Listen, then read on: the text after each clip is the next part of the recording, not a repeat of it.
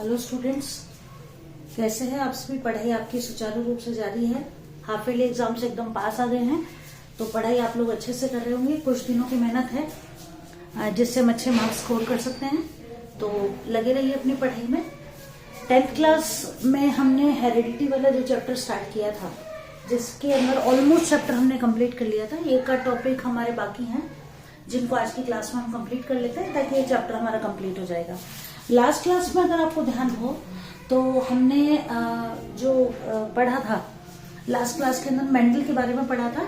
साथ ही साथ हमने मेंडल का मोनोहाइब्रिड क्रॉस पढ़ लिया था। मोनोहाइब्रिड क्रॉस, जिसके अंदर हमने ये भी पढ़ा था कि फिनोटाइप रेशियो जो होता है वो तो होता है 3:1 और जीनोटाइप रेशियो जो होता है वो होता है 1:2:1। इसका मतलब 3 लॉन्ग प्लांट्स और एक ड्वार्फ प्लांट, और जेनेटिक स्ट्रक्चर के आधार पर देखा जाए तो एक प्योर लॉन्ग, 2 इम्प्योर लॉन्ग और एक ड्वार्फ प्लांट हमें मिलता है। साथ ही साथ हमने पढ़ा था सेक्स डिटर्मिनेशन इन ह्यूमंस।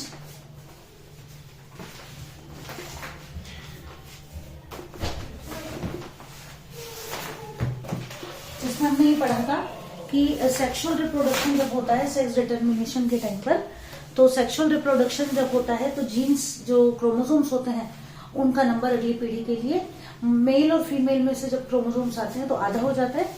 तो आधे क्रोमोसोम्स तो फादर से और आधे क्रोमोसोम्स मदर से बच्चे को मिलते हैं, जिससे कि क्रोमोसोम का नंबर 46 फिक्स बना रहता है। तो ये तो थोड़ा सा हमने रिवाइज कर लिया कि लास्ट चैप्टर में हमने क्या क्या पढ़ा था। तो यहाँ से हमने ये पता कर लिया कि भाई माँ बाप के गुण जब बच्चों में जाते हैं तो उन क्रोमोसोम्स के कारण ऐसा होता है।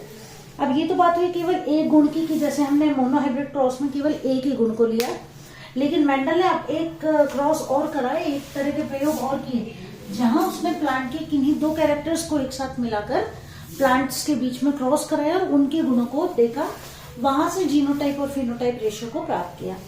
और ये जो क्रॉस था ये था डाइहाइब्रिड। ठीक है। अब इस डाइहाइब्रिड क्रॉस में क्या होता है कि when 2 characters are studied together,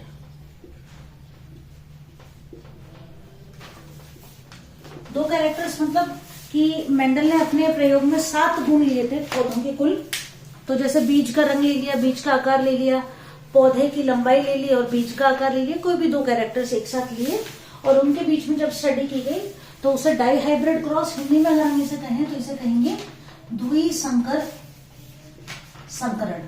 तो ऐसा पौधा हम चुनेंगे जिसके कोई 2 कैरेक्टर्स लेकर और उनके बीच में जब हम क्रॉस करवाएंगे तो जो नए वेरिएशंस निकल कर आएंगे कि भाई ये जो ट्रेड्स यानी कि जो गुण है ये किस तरह से एक पीढ़ी से दूसरी पीढ़ी में जाते हैं, तो इनको देखकर हम अंदाजा लगा सकते हैं कि जब हमने मोनोहाइब्रिड क्रॉस करवाया तो 3 तरह के कैरेक्टर्स वाले प्लांट्स हमें मिलते हैं, शुद्ध लंबे और शुद्ध बौने से। एक नया गुण वाला और पौधा मिलता है जो अशुद्ध लंबा होता है, और जो बौनेपन का गुण होता है वो खुद को F1 जनरेशन में शो नहीं कर पाता, F2 पीढ़ी का इंतजार करता है। और हमने लॉ ऑफ डोमिनेंस भी पढ़ा कि डोमिनेंट कैरेक्टर्स जो हैं ये F1 पीढ़ी में खुद को शो कर पाते हैं, लेकिन रिसेसिव कैरेक्टर्स खुद को F1 पीढ़ी में शो नहीं कर पाते हैं। तो चलिए अब हम डाइहाइब्रिड क्रॉस को पढ़ते हैं। और डाइहाइब्रिड क्रॉस के अंदर मेंडल जो थे इन्होंने कोई 2 कैरेक्टर्स लिए प्लांट के। यहाँ पर जो 2 कैरेक्टर लिए गए वो लिए गए शेप ऑफ सीड और कलर ऑफ सीड। शेप यानी बीज का आकार और कलर यानी बीज का रंग। यहां हम बात कर रहे हैं मटर के पौधे की। तो मटर का जो बीज है उसका आकार और मटर का जो पौधा है उसके बीज के रंग के बारे में हम बात करते हैं। अब यहाँ पे डोमिनेंट और रेसेसिव कैरेक्टर होंगे। एक लिया कैपिटल R और एक लिया कैपिटल Y। ये देखिए ये एक पौधा हो गया। R जो है, R का मतलब है यहाँ पर राउंड और येलो। R है राउंड और ये है येलो, यानी कि गोल और पीले बीज। ये तो डोमिनेंट कैरेक्टर है। इस पौधे का जब क्रॉस करवाया जाता है, 2 गुण ले लिए उन्होंने एक साथ, इस पौधे का अब हम क्रॉस कराएंगे उस पौधे से जिसके अंदर रिसेसिव यानी कि अप्रभावी लक्षण प्रेजेंट है, तो ये हम ले लेते हैं इस तरह से। ये है रिंकल्ड और इसके लिए हम लिख देते हैं ग्रीन, यानी कि ये हो गया झुर्रीदार और हरा। अब यहाँ हम दो कैरेक्टर एक साथ स्टडी कर रहे हैं, जैसे राउंड और रिंकल्ड ही लेते या येलो और ग्रीन ही लेते तो मोनोहाइब्रिड क्रॉस हो जाता। यहाँ हमने ऐसा पौधा लिया है जिसके बीज गोल और पीले रंग के हैं, यहाँ हमने जो पौधा लिया उसके बीज झुर्रीदार और हरे रंग के हैं। अब इनके बीच में क्रॉस करवाया जाएगा और F1 जनरेशन को प्राप्त किया जाएगा, और F1 जनरेशन जो हमें मिलेगी वो ऐसी होगी। सही है, सभी कैरेक्टर्स इसके अंदर प्रेजेंट होंगे। अब क्या किया जाएगा कि ये F1 जनरेशन वाले जो प्लांट्स हैं इन्हीं का क्रॉस इन्हीं के साथ करवाया जाएगा और फिर स्टडी की जाएगी कि किस किस तरह के प्लांट्स हमें प्राप्त होते हैं। चलिए तो अब आगे चलते हैं और हम ये देखते हैं कि डाइहाइब्रिड क्रॉस के अंदर, यहां तक हम आ गए, इसके बाद आगे चलते हैं और डाइहाइब्रिड क्रॉस के अंदर पता लगाते हैं कि किस तरीके से हमें जीनोटाइप और फिनोटाइप मिलता है। इनमें क्रॉस करवाया, हमें ये प्राप्त होता है। ये हो गई F1 जनरेशन। अब F2 जनरेशन के लिए क्या करें, हम बनाएंगे चेकर बोर्ड। इसको चेकर बोर्ड भी कहा जाता है, पुन्नेट स्क्वायर भी इसे कहा जाता है। इजीएस्ट वे बताती हूँ आपको उसको बनाने का। देखिए 1 2 3 एंड 4 4 ब्लॉक्स बना लिए हमने। ये मेल के लिए बना देते हैं, ये फीमेल प्लांट के लिए बना देते हैं। अब देखिए यहाँ भी 4 ब्लॉक्स बना देते हैं, 1 2 3 एंड 4। ठीक है, टोटल हमारे पास 16 ब्लॉक्स हो गए। ठीक है, 16 जो ब्लॉक्स हैं, अब इनके अंदर हमें क्या करना है, देखिए समझ गए आप, 2 और 2 सेम हो गए और इनको 1 बाय 1 हमने नोट कर दिया। ऐसे ही यहां पर लिख दीजिए, दोनों कैपिटल दोनों स्मॉल और इनको 1 बाय 1 लिख दीजिए। रेडी, बस अब क्या करना है, अब इनमें क्रॉस करवा दीजिए और नीचे लिख दीजिए। उससे हम फिर डाइहाइब्रिड क्रॉस के लिए फिनोटाइपिक रेशियो निकालेंगे। देखिए जो ब्लॉक्स 2 ब्लॉक्स जहां मिल रहे हैं उनको लिख दीजिए। लिखना इस तरीके से है कि डोमिनेंट कैरेक्टर्स जो है उनको पहले लिखेंगे, जैसे R वाले डोमिनेंट पहले, R वाले रिसेसिव बाद में, फिर Y वाले डोमिनेंट पहले और Y वाले रिसेसिव बाद में। देखिए यहाँ इस ब्लॉक की अगर हम बात करें तो ये दोनों और ये दोनों इस ब्लॉक के अंदर मिल रहे हैं, तो इनको हम कंबाइंड रूप से लिख देंगे। दोनों R कैपिटल हैं और दोनों Y भी कैपिटल है। यहाँ लिखे अगर तो R और R दोनों कैपिटल हैं, एक Y कैपिटल और एक स्मॉल है, यानी डोमिनेंट और रिसेसिव है। यहाँ बात करें तो डोमिनेंट, रिसेसिव और ये दोनों ही डोमिनेंट हैं। यहाँ चलेगा तो डोमिनेंट, रिसेसिव, डोमिनेंट और रिसेसिव। आई होप आप लोगों को समझ में आ रहा होगा। अब बनाते हैं आगे। आप लोग कोशिश ये कीजिएगा कि इसको बिना देखे बनाने का प्रयास करें, मतलब कि कॉपी में नोट कर लें और फिर अपने आप लिखने का प्रयास करें। सही है, चलिए आगे चलते हैं।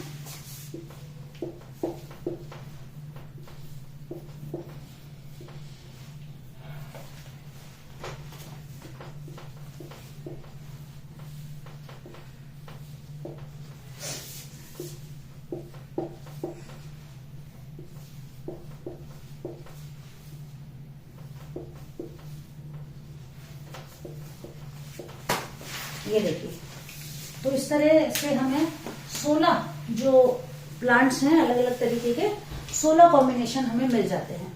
अब हमको क्या देखना है यहाँ पर कि ये देखिए, ये तो था राउंड के लिए, ये था येलो के लिए, है ना, और ये था रिंकल्ड के लिए और ये था ग्रीन के लिए।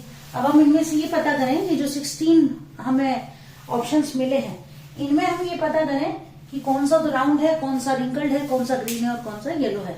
देखिए यहाँ दोनों डोमिनेंट कैरेक्टर्स हैं, ये जो होगा ये कैसा होगा, राउंड और येलो। क्लियर है? इनको हम ऐसे लिख देते हैं कि अलग से नोट कर देते हैं कि अगर हम रेड सर्कल लगा रहे हैं तो ये कैसे हैं, राउंड और येलो। ठीक है, ये भी राउंड और येलो होगा, ये भी राउंड और येलो होगा, और ये भी राउंड और येलो होगा क्योंकि ये डोमिनेंट है। ठीक है, ये भी राउंड और येलो होगा, ये डोमिनेंट दोनों, ये दोनों डोमिनेंट हैं, ये हो जाएगा। ये भी राउंड और येलो होगा। टोटल कितने हो गए, 4, 5, 6 और 1 7 हो गए। ये भी राउंड और येलो होगा, इसके बाद ये भी राउंड और येलो होगा। देख लीजिए, और कोई प्लांट तो नहीं बचा, ये सारे हो गए राउंड और येलो। ठीक है, अब अगला ऑप्शन हम देखें कि अगर हम ब्लू सर्कल कर रहे हैं, ठीक है, ये राउंड और येलो हो गए। अब देखिए ये राउंड है और अगर वाई स्मॉल है तो कैसा है, राउंड और ग्रीन है। ठीक है, तो इसके लिए हम लिख देते हैं राउंड और ग्रीन। चलिए, तो ये राउंड हो जाएगा और कैसा होगा, ग्रीन होगा। ये भी राउंड और ग्रीन होगा और ये राउंड और ग्रीन होगा। रेडी? चलिए अगला ऑप्शन देखते हैं। अगला ऑप्शन जो होगा ये आर स्मॉल है और वाई कैपिटल है, तो ये कैसा होगा, रिंकल्ड और येलो। ब्लैक अगर है तो हम लिख देते हैं इसको रिंकल्ड एंड येलो। ठीक है, तो ये रिंकल्ड और येलो होगा, ये रिंकल्ड और येलो होगा, और ये भी रिंकल्ड और येलो होगा। एक प्लांट केवल हमारे पास बचा जो कि प्योर, एकदम प्योर रिंकल्ड और कैसा होगा, ये जो होगा ये होगा रिंकल्ड एंड ग्रीन, सेम इसकी तरह। एक ये सेम आ गया और एक ये सेम आ गया, बाकी सब में चेंजेस वेरिएशन आ गए। तो अब हम बात कर रहे थे कि how do these traits get inherited. तो अब ये देखिए कि दो कैरेक्टर्स को लेकर जब हम क्रॉस करवा रहे हैं तो हमारे पास कितने तरह के ऑप्शंस निकल कर आ रहे हैं। अब देखिए यहाँ हम इनको काउंट करते हैं कि 1 2 3 4 5 6 7 8 और 9। तो 9 तो हो गए राउंड और येलो, राउंड और ग्रीन 1 2 एंड 3 हो गए राउंड एंड ग्रीन, रिंकल्ड और येलो 1 2 एंड 3, ये हो गए 3, और एक जो है ये हमको मिल गया रिंकल्ड एंड ग्रीन। यानी कि जब हमने दो गुणों को लेकर क्रॉस करवाया तो जो हमें F2 जनरेशन मिलती है उसके अंदर हमें जो फिनोटाइपिक रेशियो होती है वो कैसे मिलती है, 9:3:3:1 हमें मिलती है। तो आई होप कि आपको समझ में आ गया होगा अच्छे से। इसको एक बार और नोट कर लेते हैं, इसको मैं रब कर देती हूँ, आपने बना लिया होगा। चलिए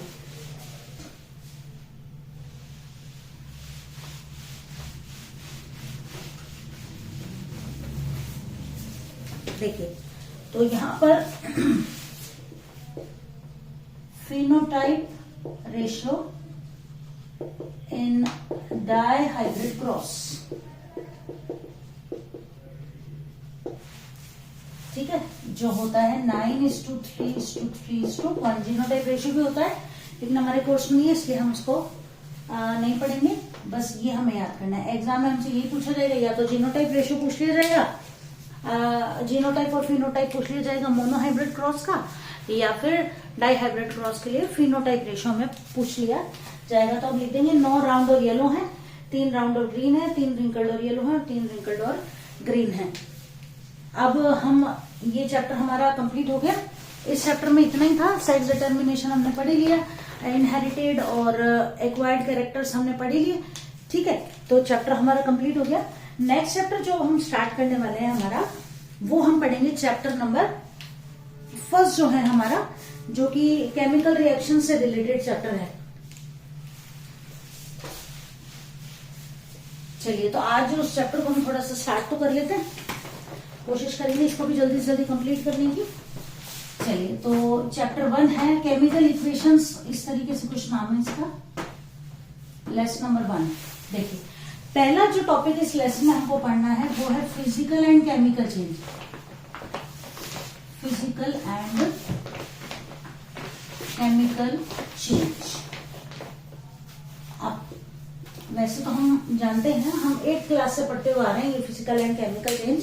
इसके बारे में थोड़ा सा और जान लें कि देखिए, फिजिकल चेंज की जब हम बात करते हैं कि मैंने एक पेपर लिया और उसको फाड़ दिया, ठीक है, उसके टुकड़े तो भले ही हो गए लेकिन हर टुकड़ा जो है वो कैसा है, उस पेपर के जैसा ही है जिस पेपर के फाड़कर टुकड़े किए गए हैं।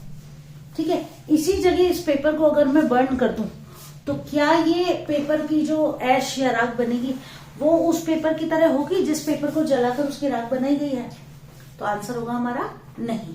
इसी तरह बात करें अगर कि लकड़ी है, एक बड़ा लॉग है लकड़ी का, और हमने क्या किया कि उसके छोटे छोटे टुकड़े कर दिए, क्योंकि मान लीजिए जलाने के लिए हमें लकड़ी चाहिए, तो इतना बड़ा लॉग तो हम एक साथ जला नहीं सकते किसी भी काम के लिए अगर हमें चाहिए तो होगा क्या कि जो लकड़ी के टुकड़े हमने किए वो देखने में कैसे होंगे, भले ही उनका शेप चेंज हो गया है लेकिन देखने में वो कैसे होंगे, अपने मेन जो लॉग था उसी के जैसे होंगे, बस उसके छोटे पीस हो जाएंगे। इसी जगह अगर हम इस लकड़ी को जला दें तो क्या बनेगी, इसकी राख, और या ज्यादा करें तो कोयले बन जाएंगे। तो क्या वो वैसे होंगे जैसे कि लकड़ी थी? तो भी आप कहेंगे कि नहीं, ऐसा नहीं होगा। ठीक है, तो अंतर आपके समझ में आ रहा है फिजिकल और केमिकल चेंज का। यानी कि फिजिकल चेंज कैसा है, फिजिकल चेंज वो चेंज है किसी भी कंपाउंड के अंदर होने वाला जिसके होने के बाद जो मेन पदार्थ है उसकी केवल फिजिकल जो स्टेट है वो चेंज होती है, केमिकली उसमें कोई चेंज नहीं आता है। जबकि अगर हम बात करें इसकी केमिकल चेंज की तो इसमें क्या होता है कि एक नया पदार्थ ही बन जाता है, और जो कि अपने मूल पदार्थ से, यानी कि जो पेरेंट कंपाउंड था या जिस भी मटेरियल को हमने लिया था उससे बिल्कुल ही भिन्न होता है। हिंदी में अगर हम इनको कहें तो ये तो है भौतिक परिवर्तन, और ये है हमारे रासायनिक परिवर्तन। एग्जाम में हमसे पूछा जा सकता है, कोई भी एक चेंज लिख दिया जाए और पूछ लिया जाए कि which kind of change is this, तो अगर हमें पता है कि फिजिकल और केमिकल चेंज में क्या अंतर है तभी हम इसको लिख पाएंगे, वरना तो गलती कर देंगे। तो देखिए, फिजिकल चेंज के अंदर जो पदार्थ है उसकी केवल भौतिक अवस्थाओं में ही परिवर्तन होता है, रासायनिक गुण नहीं बदलते हैं, कोई नया पदार्थ नहीं बनता है। फिजिकल चेंज की अगर हम बात करें तो only physical characters of the compound या प्रोडक्ट, कुछ भी लिख सकते हैं अपन, are changed, no new substance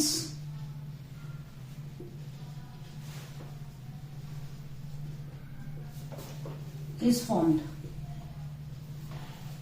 यानी कि पदार्थ की केवल भौतिक अवस्था परिवर्तित होती है,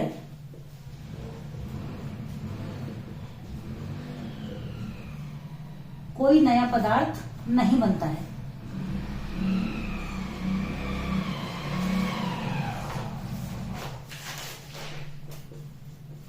और हर जो चेंज हुआ है ना, जो भौतिक अवस्था से चेंज हुआ, उन सभी के केमिकल गुण एक जैसे ही रहेंगे, केमिकली कोई परिवर्तन नहीं आएगा। रासायनिक परिवर्तन के अंदर chemical properties of the compound are changed, new products are formed,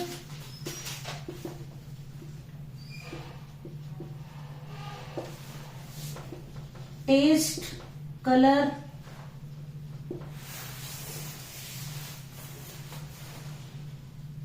chemical properties are changed. नया पदार्थ, केमिकल प्रॉपर्टीज बदल जाएंगी, नया पदार्थ बनेगा, रंग, स्वाद सब बदल सकते हैं। तो यहाँ पर रासायनिक गुण बदल जाते हैं,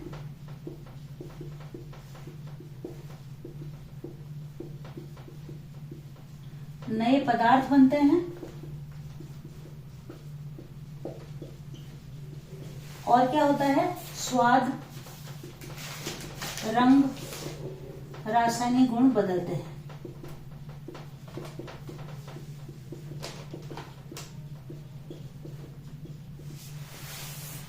चलिए, तो ये तो बात हो गई फिजिकल और केमिकल चेंज की। इसका एग्जांपल तो टीयरिंग ऑफ पेपर,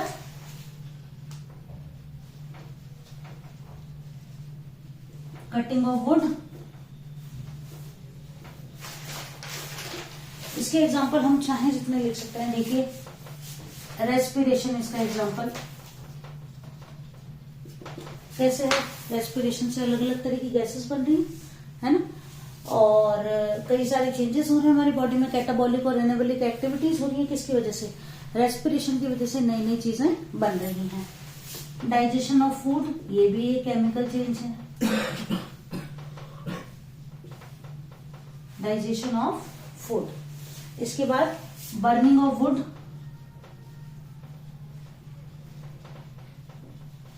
ये भी एक रासायनिक परिवर्तन है।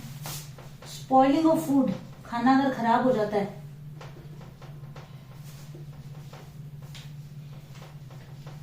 ये भी क्या है, एक केमिकल चेंज है। इसके अलावा रस्टिंग, लोहे पर जंग लगना, ये भी एक रासायनिक परिवर्तन है। उसके अलावा मिल्क से कर्ड का बनना, ये भी एक रासायनिक परिवर्तन है। देखिए ये जो चेंजेस होते हैं ना, जो केमिकल चेंज वाले चेंज होते हैं, ये इरिवर्सिबल चेंजेस होते हैं। इरिवर्सिबल यानी कि एक बार जो चीज बन गई उससे दोबारा, जैसे कि अब हमने दूध से दही बना लिया, तो हम किसी भी तरीके से उस दही से दोबारा दूध नहीं बना सकते। जबकि अगर हमने पेपर को फाड़ दिया है ना, तो टेप लगाकर उसको हम चिपका सकते हैं और दोबारा पहले जैसी शेप में ला सकते हैं। उसको मोड़ मार दिया, अच्छे से बॉल बना दी, लेकिन उसको दोबारा सीधे करेंगे तो दोबारा वो अपने ओरिजिनल स्टेट में आ जाएगा। तो ये तो हुआ हमारा फिजिकल और केमिकल चेंज।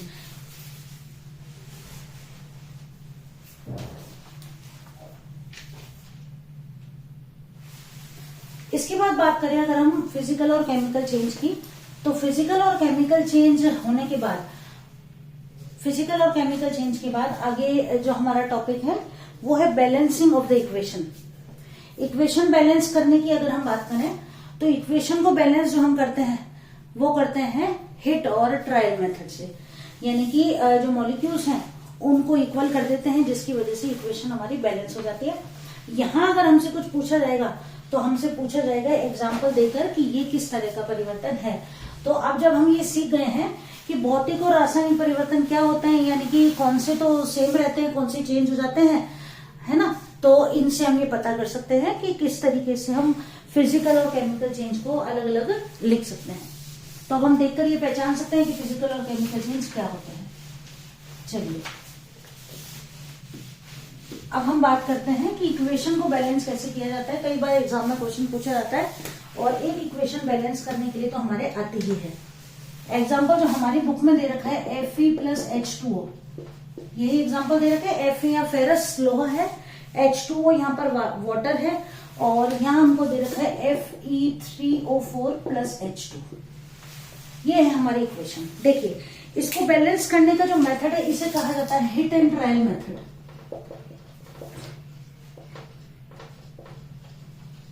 यानी कि एज सच कोई स्पेसिफिक टेक्निक नहीं है, सिर्फ हम क्या करते हैं कि किसी एक मॉलिक्यूल को बेस ले लेते हैं और उसको इक्वल करके पूरी इक्वेशन को बैलेंस करने का प्रयास करते हैं। अब देखिए इजीएस्ट वे में 2 स्टेप्स के अंदर ये कंप्लीट हो जाएगा। एक जो फर्स्ट वन है Fe और यहाँ पर भी Fe, ठीक है। अब करना क्या है हमको, देखिए कि यहाँ Fe कितने हैं हमारे पास, 3, ठीक। चलिए तो हिट एंड ट्रायल मेथड से इसको इक्वल करते हैं कि Fe यहाँ पर हमारे पास 3 है, तो यहाँ इस पर हम 3 लिख देते हैं, ठीक है। अब ये अकेला ही है इसलिए हमने यहाँ पर 3 लिख दिया, ठीक। चलिए अब ऑक्सीजन देखिए हमारे पास कितने हैं, 4 हैं। अब यहाँ हमारे पास ऑक्सीजन कितना है, यहाँ कुछ भी नहीं लिखा, इसका मतलब दैट इज 1।